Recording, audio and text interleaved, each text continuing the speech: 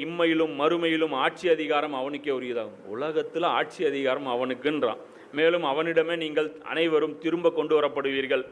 இது என்ன ஆட்சி அதிகாரம்? மொட்டையா ஆட்சி அதிகாரம். அதுதான் அல்லாஹ் சொல்கிறான். ஆயத்தில் முகக்கமாத்த பாருங்கப்பா. ஏப்பா முத்தசாபியாத்துக்கு போகிறீங்க? தெளிவாக பேசியிருக்கிறேன்னா இல்லையா? ஆட்சி அதிகாரம்னு என்னெல்லாம் இருக்கு எல்லாமே. நான் கேட்குறது என்ன, அல்லாவுடைய ஆட்சிக்கு உட்படாதது எது?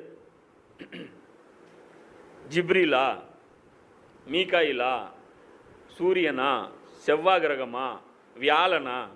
எது அவனுடைய ஆட்சி அல்லாத பகுதியில் வாழக்கூடிய ஒரு உயிரினத்தை காட்டுங்க.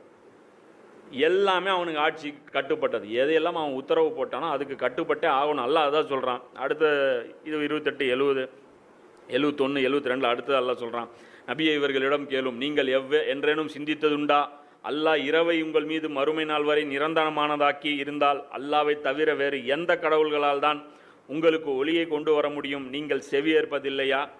மேலும் இவர்களிடம் கேளும், நீங்கள் என்றேனும் சிந்தித்ததுண்டா? அல்லாஹ் பகலை மறுமை நாள் வரை உங்களுக்கு நிரந்தரமானதாக ஆக்கியிருந்தால் நீங்கள் அமைதி பெறுகின்ற இரவை உங்களுக்கு அல்லாவை தவிர வேறு எந்த கடவுள்களால் கொண்டு வர முடியும்? என்ன உங்களுக்கு புலப்படவில்லையா? என் பவர் என்னன்னு தெரியாமல் தான் என்கிட்ட மோதுறீங்களா? ஏண்டா ஒரு நாள் நைட்டு அப்படியே ஃப்ரீஸ் பண்ணிட்டேன்னா நாசண்டா நீங்கள். ஒரு நாள் பகல் அப்படியே வச்சேன்னா நாசண்டா நீங்கள். யாருக்கிட்டடா மோதுறீங்க? எல்லாம் கேட்குறான். யார்கிட்டடா பேசுகிறீங்க? இதுக்கெல்லாம் நான் விளக்கம் வேறு எனக்கு ஆட்சி ஏன் வேணும்னு சொல்லி விளக்கம்லாம் சொல்லணுமாடா உங்களுக்கு? அதுதான் எல்லாம் சொல்கிறான்ல ராமத்தில். அல்லாவுடைய அருட்கொடை எதை பொய்யாக்குவீர்கள்? நான் செஞ்ச நியாமத்தில் எதை பொய்யாக்குவீங்க? எல்லாம் பட்டியல் போட்டே வருவான் ராமானில். அவனே இரவை சுருட்டி பகலை விரிக்கிறான், பகலை சுட்டி இரவை விரிக்கிறான். சூரியனையும் சந்திரனையும் அவன் வசப்படுத்தி வைத்துள்ளான். ஒவ்வொன்றும் குறிப்பிட்ட ஒரு காலம் வரை இயங்கிக் கொண்டிருக்கிறது. அறிந்து கொள்ளுங்கள், அவன் வலிமை மிக்கவன், மன்னித்து அருள்பவனும் ஆவான்.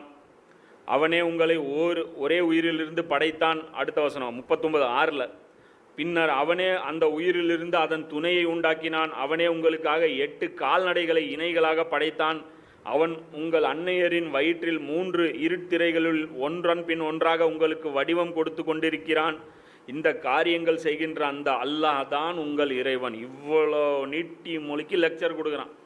நான் இதை செய்யலையா? வானத்தை படைக்கலையா? பூமியை படைக்கலையா? இரவை படைக்கலையா? பகலை படைக்கலையா? உங்களுக்காக கால்நடைகளை படைக்கலையா? உங்களை நான் கருவிலிருந்து வளர்க்கலையா? இத்தனையும் சொல்லிட்டு அல்லாஹ் பேசுகிறான். ஆட்சி அதிகாரம் அவனுக்கே உரியது. நேரடியாக தானே பேசுது. உங்களுக்கு நேரடியாக சொன்னால் தானே புரியும், நேரடியாக சொன்னால் தானே உங்களுக்கு பிடிக்கும். இதுக்கு மேலே யாருடைய எந்த சலஃபுடைய சனதை கேட்குறீங்க? குரானுக்கு வேற யார் இன்னும் அத்தாரிட்டி கொடுப்பா? அல்லாவுடைய விளக்கம் என்ன?